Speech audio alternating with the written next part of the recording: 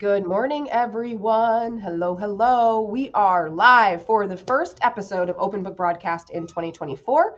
I'm Allie with the Right Place, Right Time, your host. I'm also an award-winning author, an international ghostwriter, and book coach, and I am pumped to be here this morning with a brand new episode and a brand new format for Open Book Broadcast, where instead of being one-to-one in conversation about all things writing and publishing, we are in a group format, and it's going to be a wonderful time. So I'm excited to be welcoming Tanya Brockett, Holly Ostrout, and Jessica Andersen to the stage to join us for our very first Open Book Broadcast, where we talk about anything and everything writing and publishing and all the things in between, with probably a healthy amount of digression. Before we dive into today's theme, which is bravery and getting started in writing your book, I want to properly introduce our fabulous guests who are spreading across the globe. And this is in no particular order. This is not favoritism. It's just based on what's on my screen. So I'm starting with Jessica Andersen. Jessica Andersen is an editor turned book coach from the USA who moved to France one day in 2010 and never looked back. Since starting her personal brand in 2020, she has worked with authors all over the world on dozens of books and grown the business to become Brand Book Studio. As the founder of the one-to-one service Brand Book Bootcamp, Jessica Andersen works with entrepreneurs who want to replace their content marketing with a brand book, which will position them as a go-to voice and attract ideal clients on autopilot. Who doesn't want that? Welcome, Jessica. Thanks for having me. Thanks for the introduction. You're welcome. All right. Next up, I'd like to introduce Holly Ostrout. Not Ostrout. We had this conversation. Get it right. Holly is the owner of Books and Alchemy. She's a book coach with a vision of changing the world one book at a time by teaching world-changing entrepreneurs, coaches, speakers, and authors to create a book in a gentler, more effective way, a way that takes both you and your reader on a profound journey. She sees a future where we build trust in our words and work with our books, and where the world becomes a better place because of the books that we write. She applies her unique heroine's journey framework to both your book and your business to help you create a more sustainable marketing ecosystem, write a better book, and live a happier life as a business owner. The end result is both a world-changing book and a business you can finally pause to appreciate. Welcome, Holly. Thank you. Excited. And last but certainly not least, we have Tanya Brockett. Tanya is a ghostwriter, editor, podcast host, and book coach who skillfully guides emerging authors from baffled to bestsellers. Over nearly 2 decades, Tanya has coached hundreds of authors, trained thousands in business and publishing, and reviewed and written millions of pages of prose. Tanya is also the conduit for 3 amazing daughters and has been married to her best friend for 29 years. Tanya is the driving force behind authors, experts, and entrepreneurs who aspire to broadcast their positive messages to the world through best-selling nonfiction books and groundbreaking documentary films. Welcome, Tanya. Thank you. So glad to be here, Allie. This is like an all-star cast. Like, I couldn't have planned this like opening Open Book Broadcast better. Every single one of you has something so beautiful and unique in your bios about how you work, and you can tell how unique you are just in what you say about what you do with your clients. So before we go into getting started and being brave and getting started with your book, I want to allow each of you a chance to kind of talk about what you specifically do in the publishing industry. Like, what's your secret sauce? What's the thing that sets you apart when your clients come to you or when they leave? Like, what's the thing that, like, this is why they picked you, or this is why they would always recommend you? So we're going to go in reverse order. So Tanya, why don't you kick us off? What's your place in the publishing world? What are you bringing to the table? Wow. Well, as you said, for almost 2 decades, although I don't look like it, I have been serving authors globally so that they can get their positive message out to the world. A sign that I have in my office is my why, and it includes getting the books out of the hearts and minds of those who need to share their message so they can make a positive impact in the world. And so that's what I choose to do.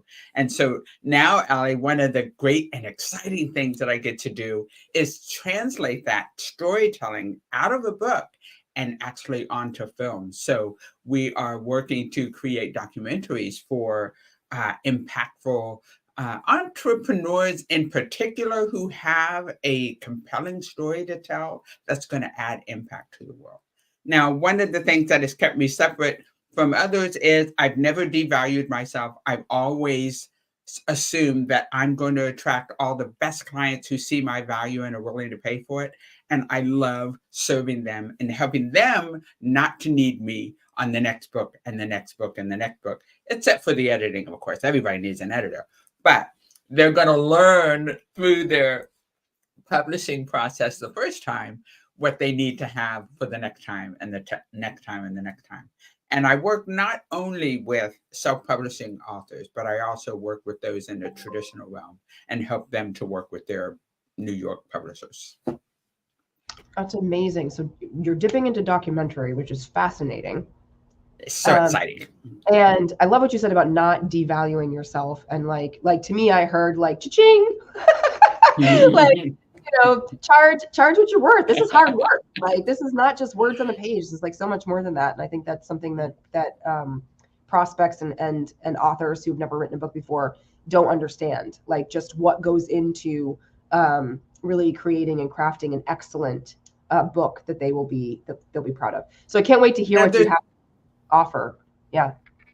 Well, the one other thing that goes with that is I recognize that sometimes the publishing work we have can be a little richer than the coins that are in our pockets. And I have a finance partner to help to make that easier for all of my clients. So yes, it is a costly proposition to really do a quality book, but there are resources there to help you to do it. I love that. Okay. So that's definitely a unique selling point then for Tanya, because she's got that financing piece that's kind of included. Awesome. Tanya, we're going to hear more from you in a second.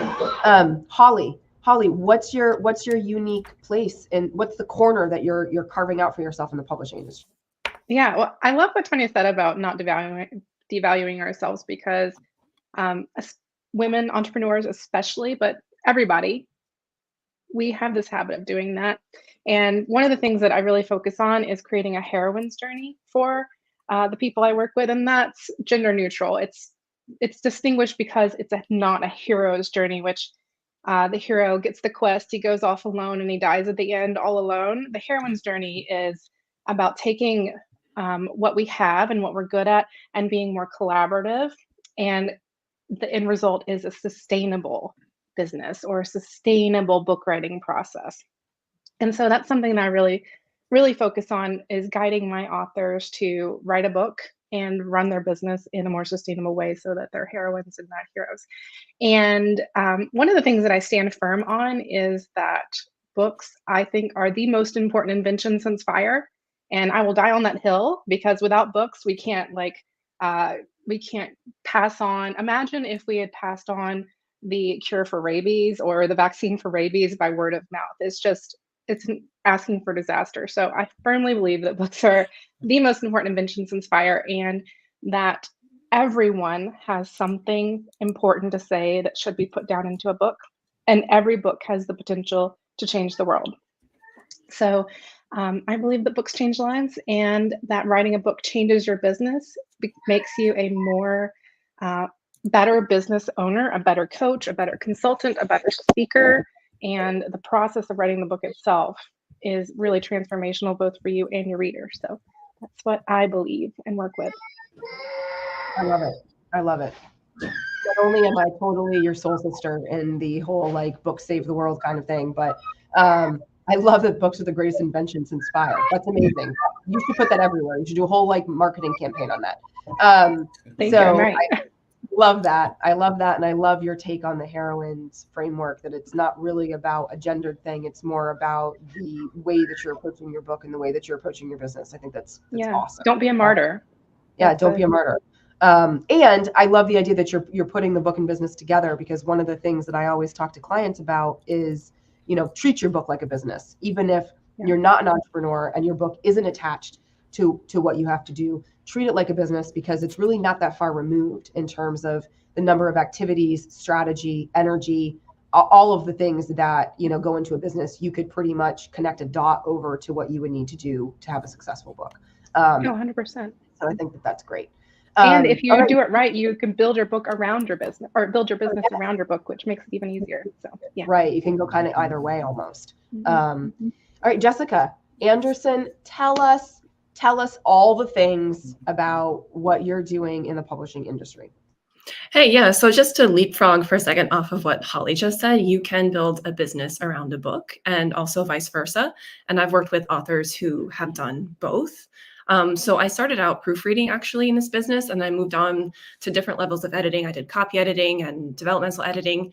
And then about a year ago, I shifted into the book coaching space. And the reason I sort of went through that journey of my own was because my clients were asking for it. They kept asking for more and more help on different stages of the writing process. And now in particular, I have people asking me to help them start their book. So why we're here talking about courage and bravery and getting started. And then they need support also along the writing process. So what's good for them is having that accountability to keep writing all the time, for get that consistent practice going, and then building that muscle of saying, yes, I am an author, and yes, I can do this. My clients tend to be entrepreneurs as well, and they want to write what I call a brand book, which you spoke about in my little opening there. And that's just my term that I use for a book that you would write to promote your brand or business. As we were saying, usually at the top of your funnel, it's an easy yes for your audience to take, and then you can sort of nurture them with your book content, and then have opportunities for them to join your email list and follow you in a more sustainable way, and eventually upsell them on different offers that you have, such as other products or services. And then to piggyback off of what Tanya said as well about devaluing ourselves, I find that that's really, unfortunately, very rampant in among authors actually, and they have this perception that writing a book can't be profitable. And I'm on a mission to prove them wrong, because there's lots of evidence around us that that's not true. But sometimes we have like this very outdated stereotypical image of authors sort of, I don't know, dressing in rags and like living in their Parisian garret and writing alone in a vacuum. And it's not like it was in the dark ages. I also only work with authors who are going to self-publish, and that opens up so many doors for people who previously wouldn't have had the opportunity to publish. Now it's a more democratic process, and anyone can write, anyone can publish their own book. So that's sort of what I believe in, and that's what I enjoy. That's how I love showing up and serving people from my highest self as. That's amazing. I love how you've talked about self-publishing as kind of like a democracy of like this is also possible for you. And I feel like that's where publishing is headed, right? With all these different avenues of other ways that you can publish, it's evening out the playing field to some extent, making it possible in a myriad of ways for people to get their words out there and their stories told. I still believe that there's a right way to do it and a wrong way to do it. And I still believe that there are some that are better than others, but I love that there's the option and opportunity for everybody. And there's so many fabulous people out there to help guide. Mm-hmm. And that's not to like throw shade at the traditional publishing industry or people who want to go that route, because that's totally the right route for some people, but not everyone. And me, I just had to like choose which one I wanted to help people on. And I went with self-publishing. Yeah, pick a lane kind of thing, right? Like, which I think helps all of us as business owners when we're not trying to do too much and we're focused, right? And that's well, the other thing that I love about this conversation and open book broadcast in general is that it shows you how to collaborate within the industry, and that there's enough work and enough business for all of us, because there's that many people out there who are wanting to write and publish a book, and we are not the right flavor for all people. We are not the right flavor for all, who want to write a book. I want to play in memoir predominantly, right? So that allows me to then send business that's not that elsewhere, right? And vice versa. And so I think that there's this beautiful ability to put a lot more great work out there when you've got like-minded individuals who are willing to have that kind of referral synergy, and are all kind of thinking about books and quality kind of in a similar light. Jessica, you mentioned something and it made me curious. So you said that you started in proofreading and then it organically found your way to book coaching. And I started in content and copywriting and organically found my way over to ghostwriting and book coaching. So now I'm curious if Tanya and Holly, if you came by book coaching and ghosting and what you do in kind of an organic evolutionary process of having started somewhere else. So Holly. Yes. Oh, Tanya. Tanya can Whoever. go first. Yeah. Yes, it absolutely started that way for me. I started as an editor at Halogen Inc. 20 years ago, and that's all I did was just edit. And then, as Jessica said, as time goes on, clients are asking, well, can you help me with this? And can you help me with that? And can you rewrite that chapter? Or can you just add that chapter for me instead of, so it just grew from there. Absolutely. Up the line. So now we have the whole vertical. So now I take you from the thought to either helping you write it or writing it for you, editing, designing, laying it out, launching a bestseller. All the way. Amazing. Holly, what was your journey? Mine was a little convoluted a little bit. I actually went to grad school for publishing, and the idea behind that was I was going to go to New York and work in one of the big publishing houses. And then I realized that to get in one of those, you had to be an intern for free for 40 hours a week, and you had to live in New York City. And I was like, maybe this isn't going to work. So I kind of transitioned my goal during grad school to, I'm just going to learn how to publish myself, because I also wrote books. And so I did that, and I am an author myself. And then just through, the magical way the universe works, I landed in running Cliff's Notes recently and resurrecting that. And I did that until last year. And on the side, I had always done book coaching and helping authors publish and writing my own books under pen names. So far, just fiction, working on my first nonfiction now. So it's also been a complex journey of going from one kind of like adjacent sphere to book coaching. I love it. And it's so perfectly timed, as Jessica had said, with this theme today of bravery and getting started, because I have to imagine, and while this is not a conversation about entrepreneurship, but I have to imagine that some of the same like elements of courage and pizzazz and belief, right, that we've all needed to evolve and say, yes, I can do this thing, even if that's not where I began, was required for us to make the leap and make the pivot from what we were doing before, to what we're doing now. And I'm sure that we each have more pivots coming in the future, right? Because life is like that. And we're very, very rarely just stagnant beings, especially when we're committed to our own professional growth, personal development, and that kind of thing. So in the spirit of like being brave, like taking the leap, getting started, I want to talk about something that you frequently hear from aspiring authors about why they haven't begun their books. Like, what are the stories that they're telling themselves, and the things that they're sharing with you, when they're talking to you and thinking about actually getting started. I'm gonna let it free flow. I'm not gonna call on anybody in particular. I feel like this could be a rapid fire question. Too busy. Yeah. Don't know how to narrow down my ideas. Not a writer or not an author is a common one. And for me, focused on like entrepreneurs, as you said, a lot of the times they don't see it as like a profitable activity for their business. Quite honestly, they feel like it's going to be either a loss leader, which sometimes it can be, or it's going to be at cost to them. And again, I'm on a mission to show them that that's just not true.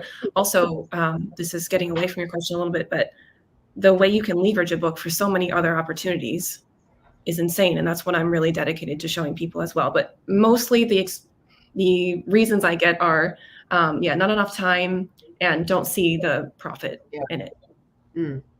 I would say also one big one that I hear a lot is that people aren't sure that they have anything important to say, or that their business or coaching or consulting or speaking like message is not unique enough or valuable enough to put down into a book. And I think that's BS, not just because I think that everybody has something to say, but also because the process itself of writing a book is so transformational, and it requires that you look so deeply into what you do that even if it wasn't that unique before, by the end of the writing process, it is completely changed. You've completely evolved as a coach or a speaker or an entrepreneur of any kind, really, just from the process of writing the book. Yeah, I agree. And I just actually, in January's issue of the Bellwether magazine, I put an article in there about the 4 lies you tell yourself about becoming an author. And so it addresses this directly. Jessica addressed that not having time, not being a good writer, not knowing where to start, not knowing what to write about. And when you go to those who are looking at the traditional side, I don't know how to find an agent. No publisher is going to want to publish what I write.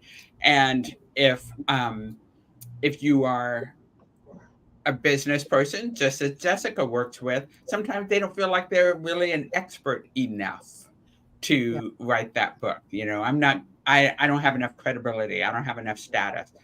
And then there are just some that just don't like to type, can't sit down at a computer long enough to get a chapter out to save their neck.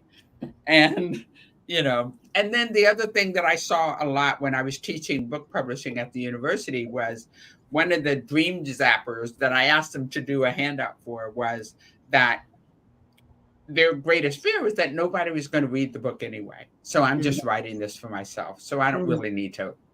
Yeah. I don't need to do it. Yeah. So. Yeah. From a memoir perspective, since that's typically where I play, I get a lot of fear of people who are still alive. What are they gonna say, think, do in response to, you know, whatever this person is putting out?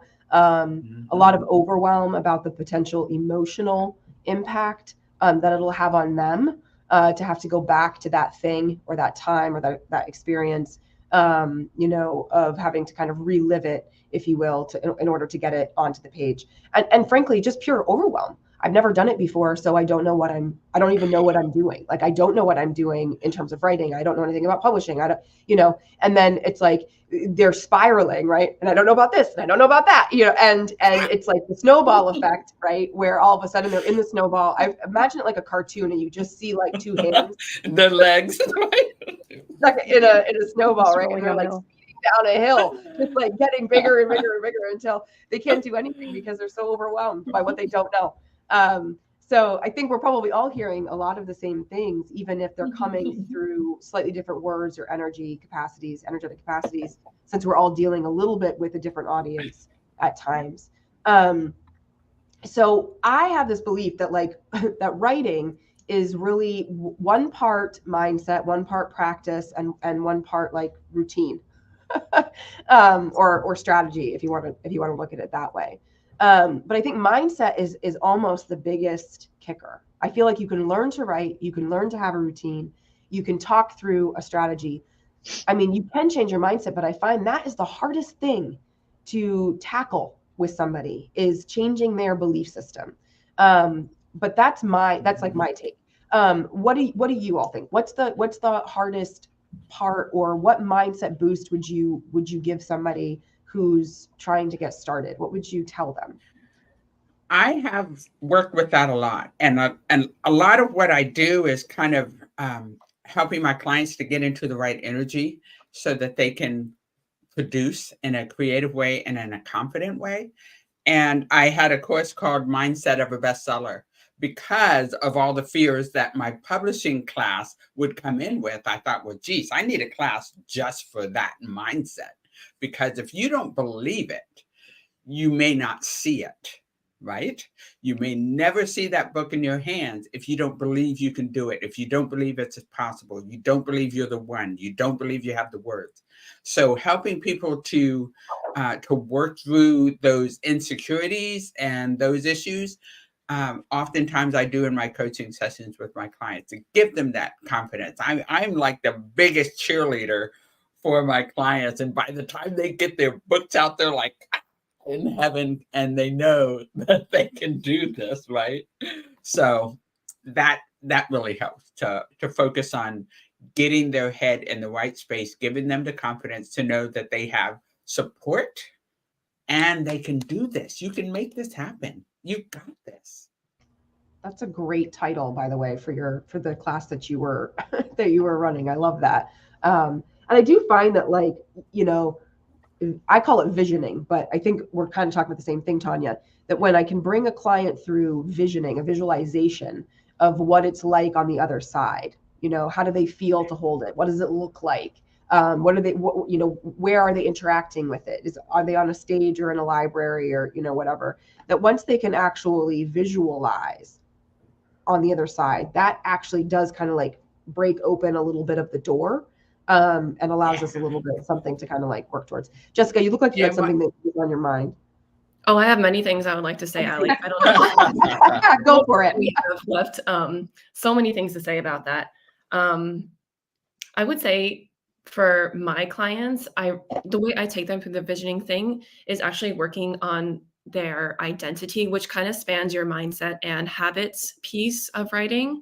But I want them to think of themselves as authors before the book is published, because I don't really like how in this space we call ourselves authors only once the book has been published. I think you're an author even if you have your book that's still sitting on your digital hard drive. But sometimes even that is like too heavy for people and it's difficult to try that on. So then I say, okay, if that's too hard, just practice telling yourself that you are someone who writes, and little by little you can build that muscle and that habit, and then build the identity of I am someone who can do this. There are many, many parts to bringing a book to shelves, and writing is actually only one piece. And we're talking about getting started in writing. So like a piece of the piece on this session. So I think you really have to start very small if you can. And in the very beginning, try and envision yourself as an author right when you're starting out. Another important way I like to take my clients through this is that I tell them to take their own audience on the journey with them as they're creating the book, because it helps them build motivation when they just post to social media, even though it feels scary to say, hey, I've decided I'm going to write a book. What do you think? I'm considering these topics, you know, for example, as a social media post. Usually the response is overwhelmingly positive, and that makes them feel like, oh yeah, why was I afraid of doing this? People love this. I'm totally going to do this. And then one more thing I want to say, as an editor myself, how I sort of do the visioning for myself and boost myself, I love to go to bookstores and just look at all the books and think each one of these needed an editor. So my work is very much needed. So on the other side, if you're someone who wants to write a book, you can go and think like, all these books are out here and people wanted to read them, and that's why they're here. And I have a book in me too. And there's for sure readers out there who are going to need to hear what I've written in my book. Yeah. I also think it's important to go and say every single one of these books started as a seed of an idea where somebody was terrified to write it. Mm-hmm. Right? Like we all put our pants on one leg at a time kind of thing. We often like when we're in the midst of like our own idea and our own energy around our idea, we're like, oh my God, I can't. Everybody else did it better. And it's like we forget that everybody else started at the exact same starting point that we did. And the other thing I find is that we compare ourselves like, well, I'm never going to be, and I'm using a memoir example because of my space, but like, I'm never going to be Glennon Doyle. Yeah, no shit. There's already a Glennon Doyle. Let her be her. Like, let Glennon Doyle be Glennon Doyle. We don't need another Glennon Doyle, but we might need a you. And Glennon Doyle wasn't Glennon Doyle like as we know her, right? Like in the very beginning, she was also somebody who was pounding away at a blog, you know, building an audience and getting known, right? So I think that we have to kind of remind ourselves that even the greats that we enjoy reading and that we admire and we aspire to, once were not greats. They were little baby writers the way that we are when we're tackling those first books. I didn't mean to cut Holly off. I think Holly was going to jump in here. I was just going to say that Jessica mentioning that it's a great idea to post on social media while you're writing, not only just for building up your confidence, but also for that marketing, because it gets those early readers in. And Tanya and Jessica both said great things about confidence, so I won't hound on that for the mindset aspect. But another aspect of mindset is the overwhelm, like you mentioned earlier, Allie. And I see that a lot. I'm also a former burnout victim. I am so prone to burning myself out. And I know that a lot of people I work with are like that. A lot of business women in general are like that. And so important for me is to avoid that overwhelm. One of the things that can be really overwhelming for writers or people who are not a writer is they don't know what the heck to do when they start writing a book. So I have a book mapping process, and it makes it basically just paint by numbers for folks, which makes it a lot easier and a lot less overwhelming. So I think that just having a process in place, no matter what process you use or what process works for you, that makes it step by step, makes it a lot less overwhelming. And it can make it, because when you're not a writer and you're just running your business, you're like, oh, I don't even know if I can write a book. I don't have time to write a book. I'm already working until like 7 o'clock every night as it is. So you need to kind of pull it apart into little bitty, tiny, tiny chunks to make it more achievable if this isn't necessarily where you live day to day in the writing field. Yeah. Yeah. I love that. Bite-sized chunks, make it digestible. Like we don't need to approach it like eyes are bigger than our stomach. You know, it's not an all-you-can-eat buffet. Start with the salad. Like, start, you know, or even a little bit of cheese and crackers. You know, start small. So why don't we just do a rapid fire, one quick practical tip or application, like an action step that you would recommend somebody start with? And the challenge, of course, is to not repeat what somebody else has said. So, and go. Okay, Wow. I'll go first. So one of the things that I'm really big about is creating a writing ritual. But my one tip is to not create a writing ritual. It's to first create what I call like a business focusing ritual. And since I work with basically business owners who write prescriptive nonfiction most of the time, it helps you to not get overwhelmed and to not get trapped in this process of I don't know what to write about, or I don't know if I have enough to say, by taking time to create a ritual around thinking about your business. I know this sounds a little like whatever, but one of the things I really love to do is to take a walk and dictate ideas. And I'll prompt myself at the beginning of the walk with the question of how can I make X thing in my business more sustainable for me to do long term, more engaging for my audience or my clients, more helpful or more valuable. And I'll just pick one thing each day and sort of think about it. And the end result is that you are spending this time kind of deep in the trenches of thinking about what you do. And it forces you to get really, really close to what you do. And that's part of the process of like coming up with better ways to say things than other people have said before. And I love to ritualize it, which I think is a little bit different than habits. Habits are kind of just a sequence of events that you're just kind of used to doing. You don't think about doing it. Rituals are more like ceremonies, and to not get like too romantic with it, but it gives you purpose for the task. So the reward basically is kind of built in versus like habit stacking. So the reward for me would be when I come back from my walk, I can have like my morning coffee or something like that. And I've already done something where I'm really focusing on what I'm thinking about that day. And just to wrap this up, because I've been going on, once you've been doing this, thinking about your business, then writing your book becomes so much easier. So my one tip is to business focus every single day. Love it. Love it. There's such intention setting in that. And I think that for those of us who tend to operate on autopilot, we could all use a little more intention setting, a little more slowing down and getting really clear. It's beautiful. All right. Tanya or Jessica? Well, that is absolutely beautiful, Holly. I think that is a wonderful approach to it. And you took away my audio thing, so I won't go there. But I one of the things that I do in what I call my BBOP is a Brockett book outline process. Step one, ask them to really zero in on who their ideal reader is. What is it that you have on your heart and your mind? And what is it that you want that ideal reader to do, feel, be, or have as a result of reading your book? And when you can really get into the place of, gosh, I really want them to get this message, this is so important, then it allows you to start thinking of the ways that you can fulfill that. And then that's what I carry a tidbit journal. It's about this big, a little moleskin, that I can just write those notes and thoughts in as I come up with them, and or take the rev.com app or voice memos or whatever and record those thoughts. But when you're really focused in on who your ideal reader is and the impact that you want to make with your words, then it comes from a different place than just your head. And then you can start actually capturing that in some way. And I love that you're basically requiring them to go from here to tangible, right? Like head to using your hands to actually like, I kind of feel like when you can start to visualize what you're thinking, it takes on a new life form. And then we get a different snowball effect, a snowball effect that's more like momentum and getting going and seeing it less abstract and more tangible.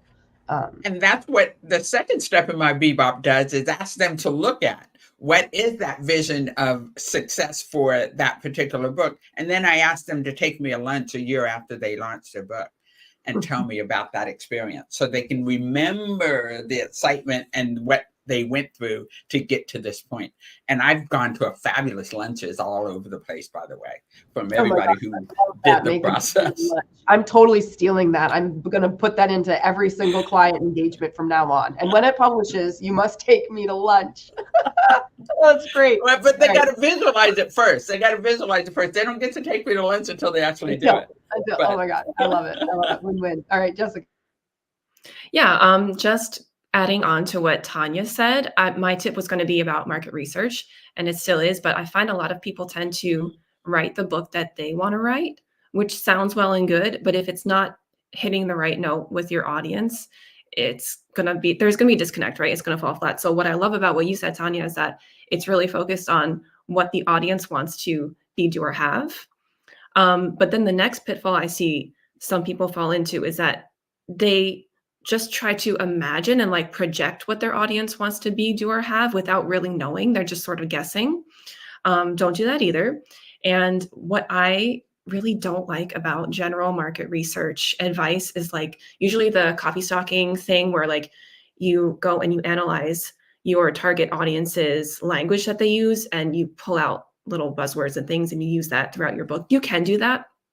The impact only goes so far, but also going on Amazon and sort of like scouring the reviews for things so that you can find some gap to fill with your book, and all that you can do. Yes. But I think it's so much more fun to do market research where you actually go and talk to people. Like if you already have some sort of online platform and you have an audience, you have people following you, offer up your time for free.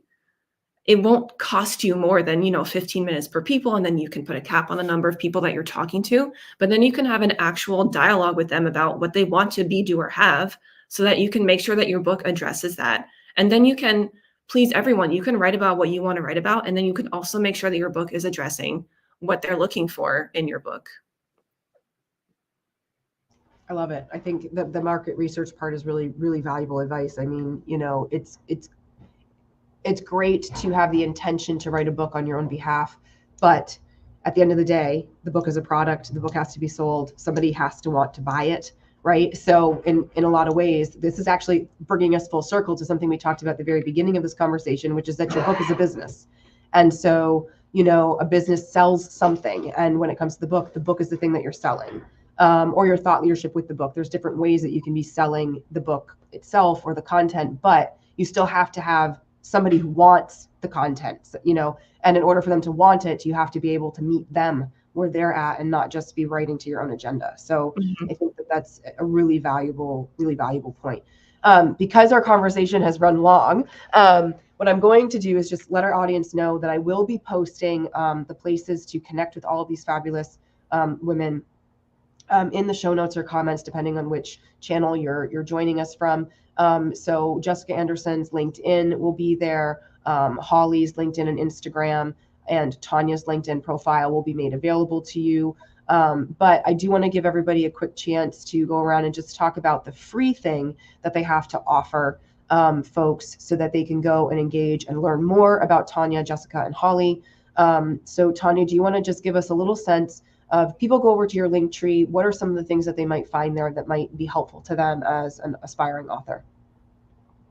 One of the great things that you'll find there is a replay of a webinar I did called Leveraging Your New Bestseller.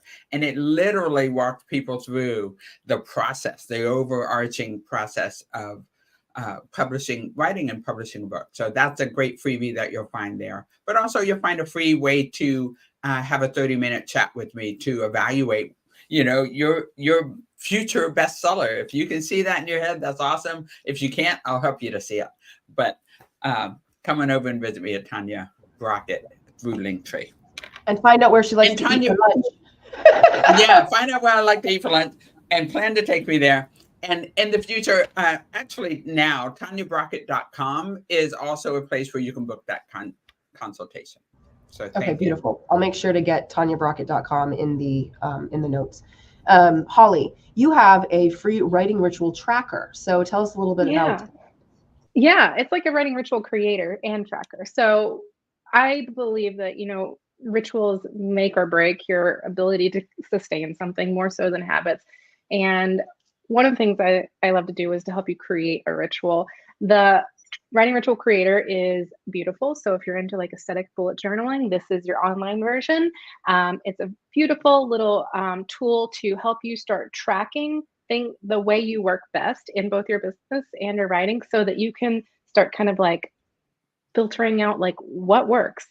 Like, does writing in the morning or working in the morning work better for me? Or am I like a midnight oil kind of person and that's when I'm most creative? Or do I work really good when I have a lot of like kind of white noise, like at a cafe? Or do I need like total silence in a home office?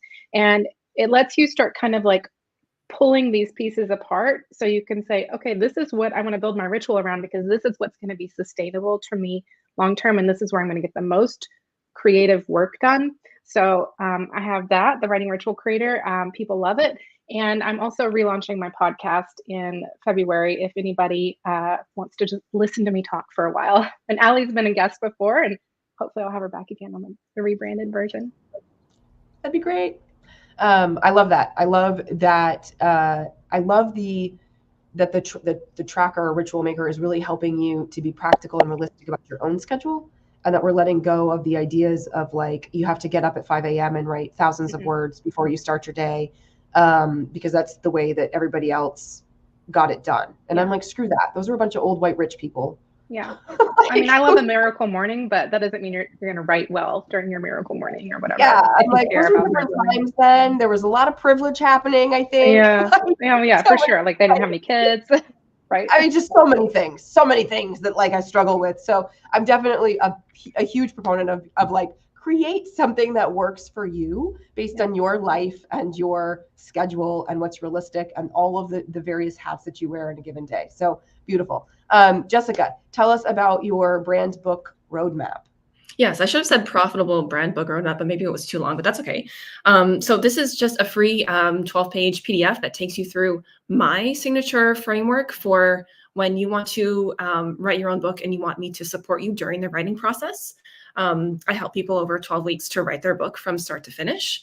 And this is going to give you the overview of what it's like. Even if you wanted to do it on your own, you can. How to brainstorm and plan your book, how to outline it, how to write it, and then throughout the entire time, how to take your audience on the journey as you're creating the book. Again, as Holly said, so that you're actually marketing as you're creating it and you're seeding the launch of the book as you go along so that you can win time. And because I put the word profitable in there, of course, it suggests that it's going to help you to see how writing a book can be profitable for your business and isn't going to be, at cost to you. So it's going to give you some ideas of how to leverage your book, probably similar to what Tanya was talking about in hers as well. Beautiful, beautiful. Well, folks, this is the wrap on the first episode of Open Book Broadcast for 2024, Bravery and Getting Started. We have had a fabulous conversation today. So thank you so much, Tanya, Jessica, and Holly, for being with me. This was really, really tremendous. And I super appreciate that you were all here in the space, helping people publish such wonderful, impactful, powerful, and compelling books. Thank you each for being here with me today. And folks, we will be back again with our next Open Book Broadcast conversation on February 13th at 10:15. You're not going to want to miss it. A whole year is about bravery and writing your book, and we're going to have a whole new topic and new guests next time. So stay tuned. Bye for now. Fun. Bye.